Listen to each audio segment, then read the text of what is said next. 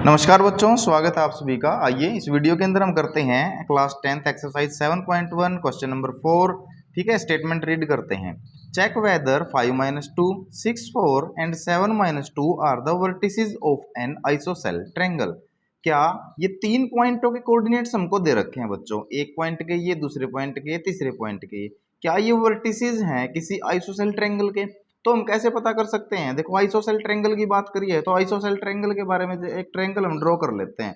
तो ISOCELL triangle के बारे में ना हमको दो बातें पता है कि इसकी कोई एक बात पता है कि इसकी कोई भी दो साइड आपस में क्या होती हैं, इक्वल होती हैं। ठीक है, तो अभी ये अगर आइसोसेल ट्रायंगल है, हमने ए बी सी वर्टिसेस नाम से एक ट्रायंगल ले ली जिसकी ए बी साइड ए सी के इक्वल है, या फिर हम कह सकते हैं A B side B C के इक्वल है। तो हम चेक करते हैं, चलिए तो हम चेक करते हैं। लेट पॉइंट ए लेट कर लेते हैं। वो पॉइंट हो जाएगा बच्चों 5 - 2। ठीक है, ए पॉइंट हो गया हमारे पास 5 - 2। पॉइंट बी हम लेट कर लेते हैं। पॉइंट बी लेट कर लेते हैं, जो नेक्स्ट कोऑर्डिनेट्स हैं पॉइंट बी के मान लेते हैं। और पॉइंट सी के कोऑर्डिनेट्स हम लेट कर लेते हैं क्या, 7 और -2। देखिए, किन्हीं भी दो पॉइंटों के बीच की आप डिस्टेंस निकाल के देख लो, अगर कोई दो के बीच की इक्वल आ गई तो आइसोसेल के ट्रायंगल के वर्टिसेस हैं, अदरवाइज वर्टिसेस नहीं हैं। तो चलिए हम पहले डिस्टेंस निकालते हैं ए बी के बीच की। तो डिस्टेंस निकाल लेंगे किसकी, ए बी की। तो ये हो गया बच्चों हमारे पास ए, और ये हो गया बच्चों हमारे पास बी कोऑर्डिनेट। ठीक है, बी पॉइंट है कोऑर्डिनेट। तो ए के हैं हमारे पास 5 - 2 और बी पॉइंट के हमारे पास 6 और 4। तो चलिए ए पॉइंट और बी पॉइंट के बीच की डिस्टेंस जो निकलेगी वो किससे निकलेगी, डिस्टेंस फार्मूला। और डिस्टेंस फार्मूला आप सभी को पता ही है। डिस्टेंस फार्मूला क्या होता है, डिस्टेंस फार्मूला होता है स्क्वायर रूट x2 माइनस में x1 होल स्क्वायर प्लस में y2 माइनस में y1। तो आपको क्या पता होना चाहिए अब, x1 y1 x2 y2। तो इन कोऑर्डिनेट्स को हम x1 y1 डिनोट करते हैं और सेकंड पॉइंट के कोऑर्डिनेट को हम x2 और y2 से डिनोट करते हैं। बस अभी आपको क्या करनी है, केवल वैल्यू पुट करनी है। तो वैल्यू पुट कीजिए। x2 कहाँ पे है, ये रहा, तो 6 माइनस में x1 कहाँ पे है, ये रहा, तो 5, इसका क्या, स्क्वायर प्लस में y2 ये रहा आपका 4 माइनस में। अब यहाँ पर y1 की वैल्यू कितनी है, -2। अब यहाँ पे हमारा ये तो माइनस किसका है, फॉर्मूले का, और ये माइनस किसका है, इस कोऑर्डिनेट का। तो यहाँ पे इसको माइनस के साथ ही हम लिखेंगे। ठीक है, तो ये हमारे पास, इसको हम बड़ी ब्रैकेट ले लेते हैं, मीडियम ब्रैकेट। तो इसका क्या है, होल स्क्वायर। तो चलिए अभी आपको ब्रैकेट को सोल्व करना है। 6 - 1 क्या होगा, 1 का स्क्वायर प्लस में, अभी यहाँ पर है 4 माइनस में -2। तो दो माइनस अगर इकट्ठे आ जाते हैं तो माइनस माइनस क्या हो जाता है, प्लस। तो 4 प्लस में 2 बोले तो कितना हो गया, 6। तो ये हो गया बच्चों 6 का स्क्वायर।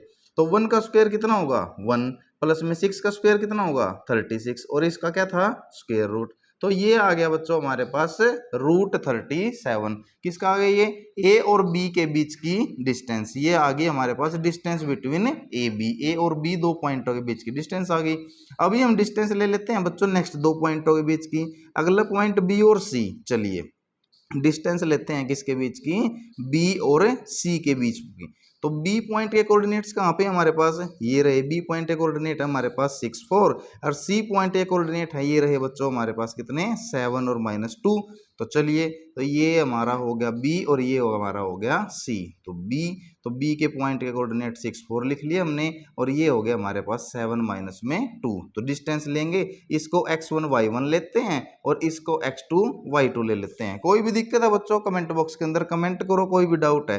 ठीक है, तो डिस्टेंस फॉर्मूला तो हमको लगाना ही पड़ेगा। तो डिस्टेंस फॉर्मूला क्या होता है, डिस्टेंस फॉर्मूला अप्लाई करो।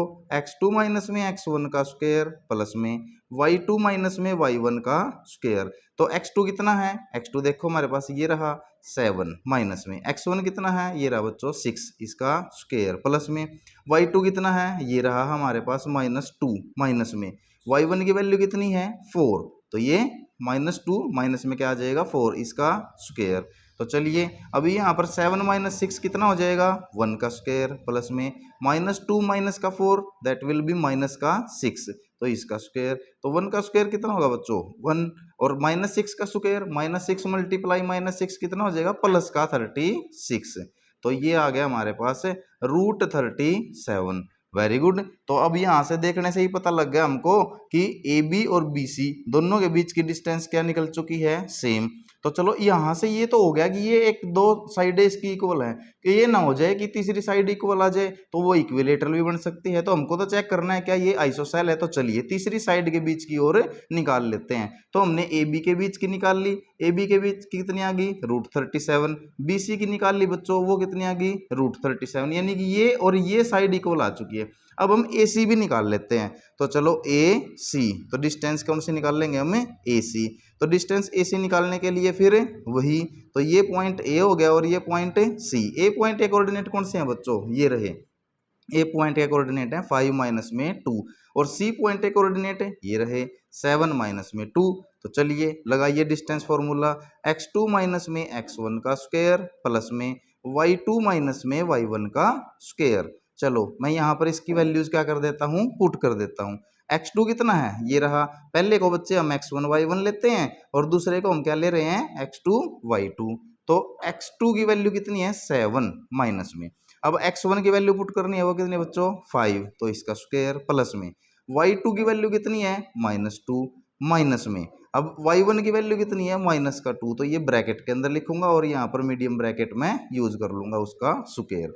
अब बताइए भैया आप 7 माइनस में 5 कितना आ जाएगा 2, तो 2 का स्क्वायर प्लस में -2, और ये माइनस माइनस क्या हो जाएगा प्लस, तो यहाँ पर ये -2 है और माइनस माइनस प्लस, प्लस का 4 और इसका क्या है स्क्वायर, और तो 4 - 2 कितना हो जाएगा 2 का स्क्वायर, तो ये भी कितना आ गया 2 का स्क्वायर।